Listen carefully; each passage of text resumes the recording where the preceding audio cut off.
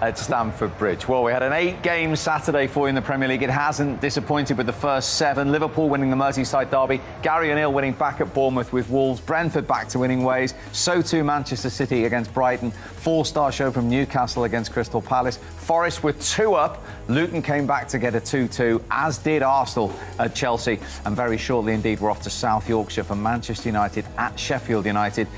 One big game for you on Sunday is Villa against West Ham on the Monday Night Football. As I say, Spurs, if they beat Fulham, they will be back on top of the tree.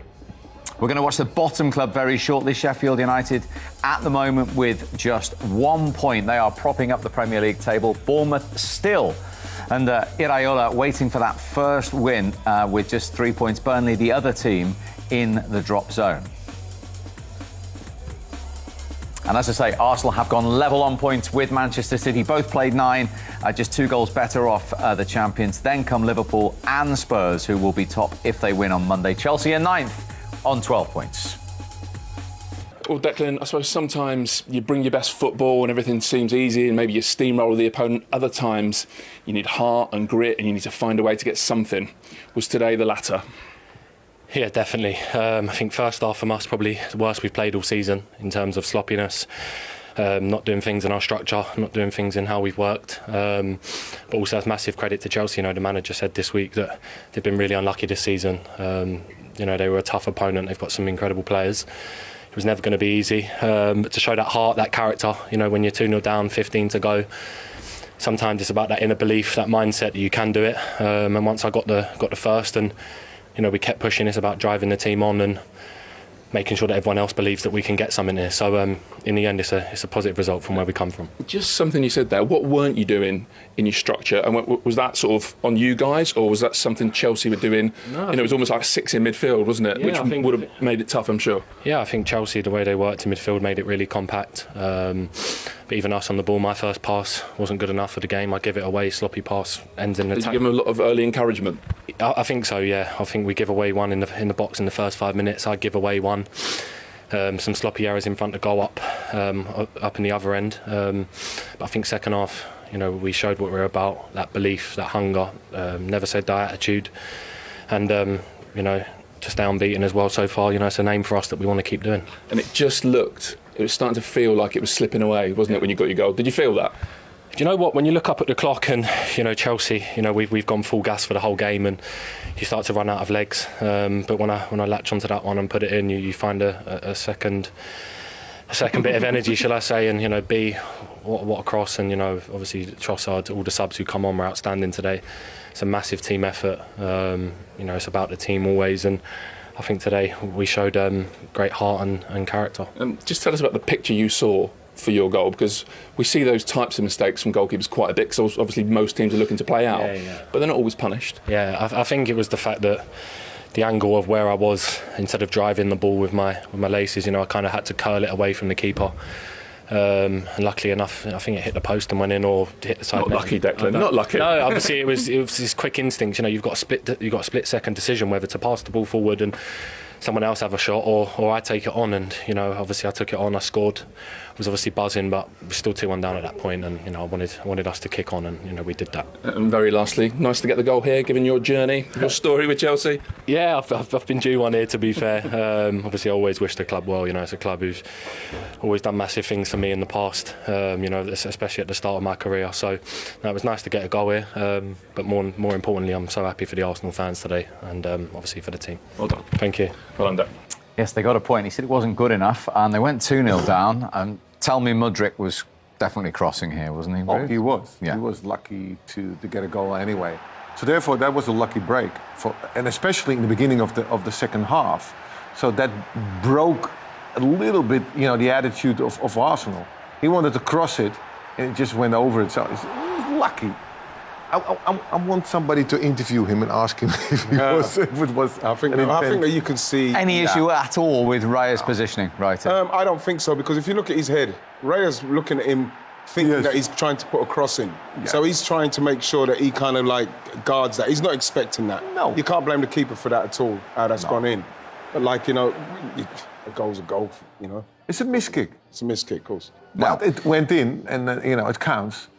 And then that moment, I think that Chelsea was playing well because I had a feeling that Arsenal was withdrawing a little bit. They gave them a little bit more space to have a build-up. And until 75th, so this is an easy game for Chelsea. And the three of us are having a conversation throughout the game, in general, about goalkeepers playing out for the back and teams taking risks. And then suddenly, this happens with Sanchez, Ruud. Yeah, we call it in Holland the Dutch disease because we always want to play from the back. And this is, look, this is, you know, sometimes you need to understand when you have to kick the ball away or when you have to play on. And I think that was a bad decision. And it put them in the driving seat again. I think it was a brilliant technique because, like he said, he had to make sure it was curling away from the keeper, and he had a split second to actually execute that. And that is the kind of thing for a team that's fighting for something. That was a break they needed. And for any substitute, the manager's told, go on and make an impact. Now, Trossard hasn't just done this today. As I say, 3 Premier League goals, they've all come off the bench. He does make a difference. Well, he does, but like you look at this, it's great cross from Saka. I think when we see it from the other angle, Gusto's got to have a word with himself. Havertz does well here. There's a presence in there, so that keeps the ball in that last third, and they win it back here. But like, once he gets back involved, they've got to be. He looks at him. They cannot let Saka come back inside here. He looks at him, Gusto, and then he leaves him. Yeah. And that's the 2 bits of quality what Arsenal needed to show. It was Declan Rice's brilliant finish, and this by Saka's pinpoint cross for Trossard to finish. Those are the moments that gave us a point today. It's a great goal, but it's ball watching. You don't need to do that. The guy on the ball is not the threat. The threat is all behind you, and you need to watch it. And that's where most of the time, where the Italians were always good in, because they always keep a hand on you, always like this, to feel where you are. But the distance is too much, so he doesn't know where he is. So that's. But a great cross, Saka. Yeah, great cross. They believed in it, and all of a sudden, it's 2-2, and you have a feeling as a Chelsea fan that you've thrown something away. I think that Pochettino would be very, very disappointed with this result. Nearly got better. You were out of your seat, Eddie Nketiah. Yeah, that was. Yeah, I thought it was very opportunist, trying to be very opportunistic in this particular incident, because like once this gets to him, Saliba does brilliantly again there. Great run from Eddie, great run from him, and I thought that he wasn't going to quite get there, but then just sticks the toe out, just unlucky. This is the run, brilliant run, shows good pace in between the defenders, and he gets there just in front of Silva, and that is unlucky. That's a great effort from Eddie. And let's remind ourselves how Chelsea took the lead in the first half, because a lot of people having their opinion on this and what is or isn't handball. The referee didn't give it on field first of all. No, I was surprised how long he had to look at it. It's a penalty. It's a handball for clear. So I didn't know what he was watching, if it was intentional, not intentional. The thing is, his hands are out. It looks like he heads the ball towards the goal. Okay, if it goes on goal, we don't know yet, but it looks like it. Yeah, if that's not a penalty, I don't know. It's a penalty. But it's harsh. Yeah, of course. The current climate, it is a penalty. The rule says that it is a penalty. You look at it there, it's not even going in the goal. I would have said, listen, if it's going in the goal, I'd say, you know what I mean? But the way the law is, it's the mess. The penalty handball law, it's a mess all over the place. What would you like to see? You see what I'd like to see in this instant? If he's heading that ball, it's going on target, then I'd say, something, he's stopped a goal-scoring opportunity. But if you see it and it's going off target, especially as a defender... So that doesn't matter? No, not for me. Not for me, because the defender has not made himself unnatural in the way. He's trying to give himself leverage to go and head the ball, and his arms there. That's not intentional. And I know that intentional has nothing to do with it now, but at the same time, they've got to look at that. That's harsh. That's very difficult. Yeah, it's a difficult rule. We saw Sterling want to take it. Palmer did take it, and Palmer scored it. Now, one quick... The goalkeeper, Sanchez, coming out and catching... It happened already a couple of times. And for me, this is a penalty. And I cannot understand. They are above here. The VAR is above this studio. And this is a foul. You just... Look, nowhere near the goalkeeper. Nowhere near. Not even... Look, this is a penalty. If you do that as a player... He's missed the whole ball. It's unbelievable for me. And he also, he can get hurt like that. And I think it happened also with Man United one game. Yeah, on Onana against Wolves. Yeah. Same thing, you know, and I don't understand why this is not a penalty. It's a clear foul. You come too late, and you can hurt somebody. So I think that is definitely for me a penalty. They should do something about it. VAR upstairs, guys. If he's coming this far, and he's just too late. He's made a foul, but at the same time, you know, Jesus is in amongst the bodies. You have to look at that. If he catches Tomiyasu, you probably say something. No. But like the fact that Jesus is in amongst the bodies, you know, people will say, well, Jesus was nowhere near the ball, but at the same time, the goalkeeper's missing. He can't go to the ball either. You know, I think it's a foul. For sure. I think it's a foul. It's a foul. It's a foul. So what do you do? If it's a foul, then it is a penalty. I don't know. I don't know what now with IFAB. Or what are the rules in here? I don't know anymore. What is the rules in here? I got a clue what's going on anymore, you know? No, we won't ask Righty that. What we do know is you've got a point, Arsenal, and you said it was crucial not to lose the game. They're still unbeaten. They're level on points with Manchester City after all of that. And the thing with that as well, Steve, is to play as poorly as they played, and you heard Declan Rice say it, it's going to be interesting to hear Mikel Arteta's interview, but the main thing is not to lose. And it's not just a case of just for Man City, it's just to, when you're not playing well, you find something. Yes, the goalkeeper gave us a chance and we took it well, but you have to get something out of these games away from home because you have to win your home games if you're going for the title. You have to win them. So Chelsea lead Arsenal in the London derby by a 1-0. Much to discuss. Let's get into it. The big incident after 12 minutes. Ruud, any complaints from a Chelsea point of view? No, I think it's a penalty. It's a clear penalty. His hands is up, and you know the ball could go to the goal. It's harsh because you need to jump. You need to do something with your arms. You can't jump without it. So he needs to do that. But ball goes to. It could go towards goal. And then it is a penalty. And if that is not a penalty, what is? Well, interestingly, Righty, Chris Kavanagh didn't give it on field. It needed the intervention of Jared Gullit and VAR. How are you feeling about this? Well, I think that even there we could see that the header looked like it was missing. I'm not sure how else he's supposed to try and jump to try and win it. His arm is naturally going to go out to his side. And I just feel that the people who made that particular law in respect of that penalty in the proximities, they don't play football. You can't do anything about that. There's nothing Saliba can do about trying to challenge and his arms over there and the ball hits it. There's nothing he can do. But that is difficult to point out for a referee, what is intensive and what is not. Well, that is the difficulty. That's why they made this rule to make it a little bit more clear. Well, then, you know the thing with this one then, Ruud, they should look and see, is that definitely going in?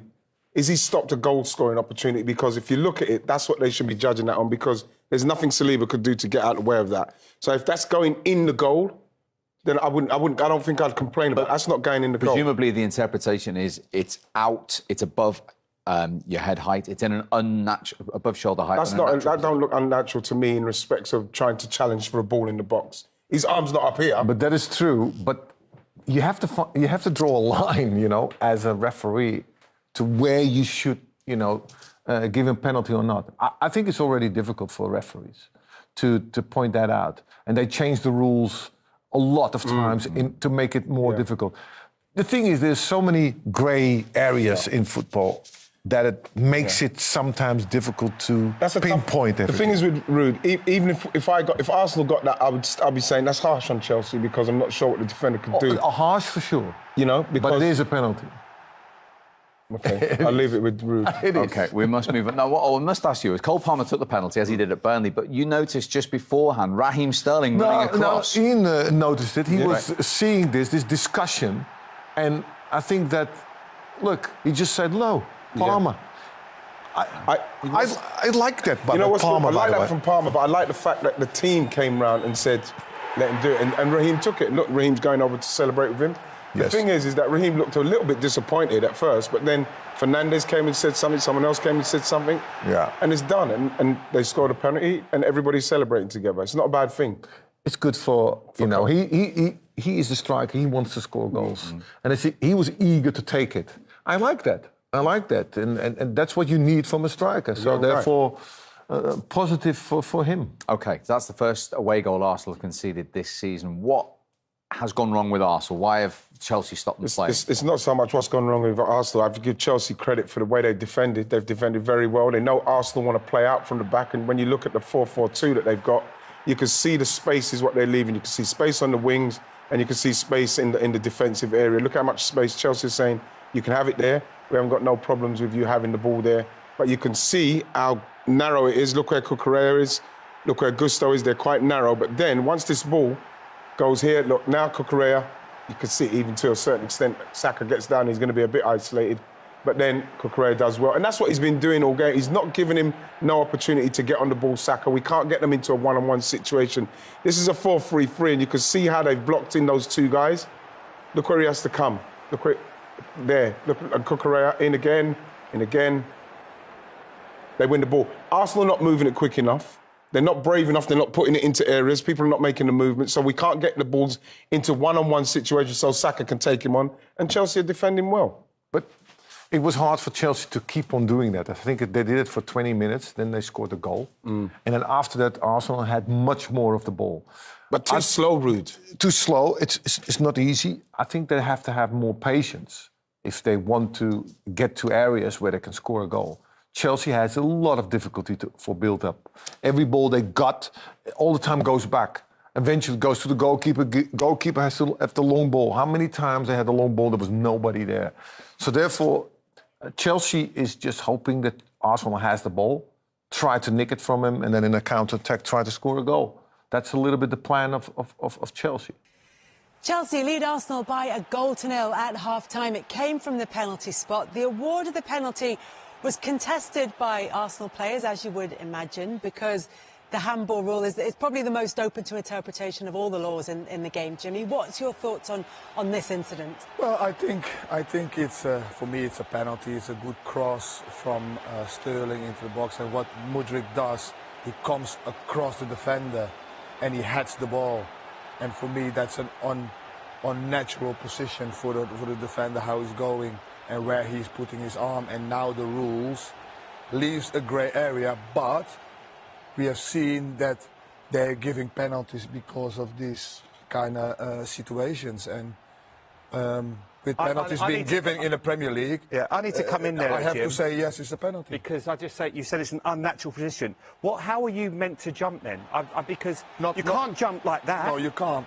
But you can't also not jump like you're flying away with a like you have to, but you use your arms to give you balance. You use your arm, but first of all, his body shape is wrong. That's not unnatural. No, but his body shape is wrong. But the proximity that's why of the ball that comes in, Jimmy, he's heading that and it hits him 1 yard away. How can that be handball? Look, one hand, he jumps because he has to jump, Jim. If you let me speak, James, he puts his hands like that and he jumps like that. Well, if you put your hands here and you jump like that, that is different. But he has his arms there. His arms out here, Jim. Yeah, exactly. Jump like that. You can't jump like that. You can't jump like that. Your arms for balance. No, you can't jump like that. But you can also not jump how he is jumping. Okay, let me just say, if that cross comes in from Raheem Sterling and he misses the flight and it jumps and it hits him on the hand, that's a penalty. He's headed that from half a yard away. It's hit him there. What is he meant to do? If we get to the point where that is handball, the game is in trouble. But he's also heading it. We need to get to the penalty itself. But he's also heading it that the ball is going into the goal. Yeah, so that's the second thing. I mean, look, as much as we debated the actual awarding of the decision, they couldn't make their minds up as to who would take it. Listen, Raheem Sterling wanted it. Cole Palmer, it wasn't Di Canio Lampard-esque, but it had a little bit, and I really have so much respect for this young man. Me as well. I want to take this penalty. Me as well. He stood up. He has to score it now, though, he's getting more pressure from his teammates, but what he does really, really well, and penalty taking is not easy. When the referee blows his whistle, he waits. He calms everybody down, and he breaks the momentum of the goalkeeper, and then he takes it.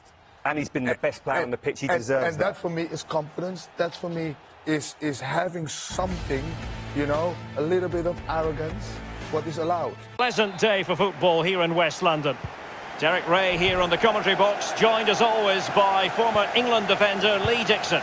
And it's all about action from the Premier League in this case. It is Chelsea up against Arsenal. Yeah, thanks Derek. Looking forward to a bright, lively start in this one. Quick tempo. Who can be the dominant force in the first 20 minutes? They could get the upper hand in this one.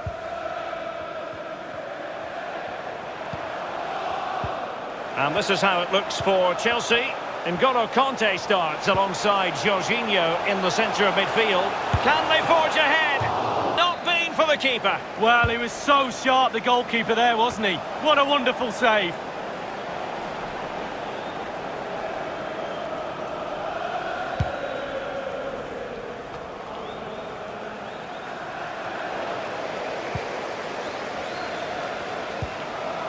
Jorginho. Good visualisation and execution. Is it going to be Pulisic? And not cleared away properly. Well, threat averted. Martin Ødegaard. Well, we used to think of Timo Werner as the classic counter. He's in with a chance. Could be. In it goes. An early goal. No wonder they're celebrating. Well, here's the replay, and it's a decent move to evade the defender, and a 2v1 is never fair. To be honest with you, the keeper's got no chance to stop this. It's lovely football.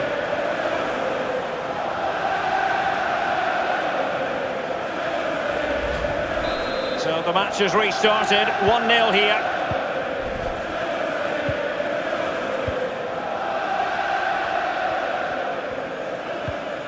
Martin Ødegaard. Thomas now.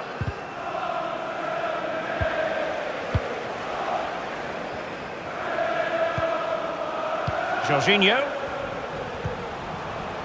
Mount. Werner. Real chance. Now showing excellent judgment to intercept. Kieran Tierney. Arsenal have given it away. Working really well as a team to regain possession. Now he's going to be disappointed with that pass. Now he must favour the cross. Cross towards that far post.